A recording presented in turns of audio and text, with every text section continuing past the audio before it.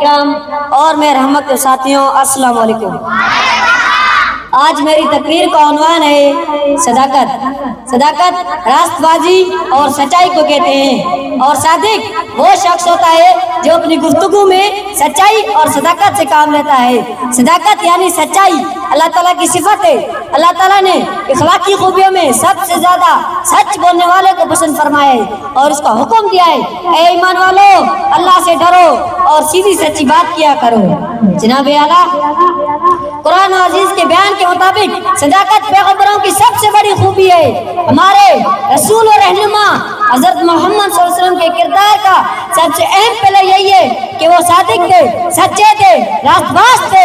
تاریخ گواہ ہے کہ آپ صلی اللہ علیہ وسلم نے کوہ صفا پر چڑھ کر اہل مکہ سے کہا تھا کہ اگر میں تمہیں بتاؤں اس پہاڑ کے پیچھے ایک لشکر ہے جو تم پر حملہ وار ہونے والا ہے تو کیا تم میری بات مان لو گے؟ تو لوگوں نے ایک ہی لمحے تاخیر کیے بغیر جواب دیا تھا کہ بے شک ہم مان لیں گے، کیونکہ آپ صادق ہیں اور ہم نے آپ کو کبھی جھوٹ بولتے نہیں پایا۔ اور محمد صلی اللہ علیہ وسلم نے جھوٹ جو سچائی اور صدق کی ضد ہے کو تمام برائیوں کی جڑ قرار دیا گیا ہے۔ اصل ارشاد مبارک ہے کہ سچائی کو اختیار کرو کہ نیکی کی طرف لے جاتی ہے اور نیکی جنت میں لے جاتی ہے۔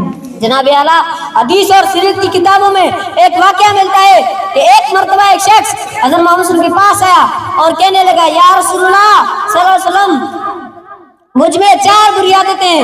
ایک یہ ہے کہ میں بدکار ہوں، دوسرا یہ ہے کہ میں چوری کرتا ہوں، تیسرا یہ ہے کہ میں شراب پیتا ہوں، اور چوتھا یہ ہے کہ میں جھوٹ بولتا ہوں۔ اے اللہ کے نبی، حضرت محمد صلی اللہ علیہ وسلم نے ان 4 بری خصلتوں میں سے ایک جس کو آپ نے فرمایا آپ کی خاطر چھوڑ دو، ارشاد ہوا جھوٹ بولنا چھوڑ دو۔ چنانچہ اس شخص نے عہد کر لیا کہ وہ آئندہ کبھی جھوٹ نہیں بولے گا۔ اب رات ہوئی تو شراب پینے کا جی چاہا، پھر بدکاری کے لیے آمدہ ہوا تو اس کو خیال آیا کہ کل دربار میں تمہیں پوچھا جائے گا تو کیا جواب دوں گا؟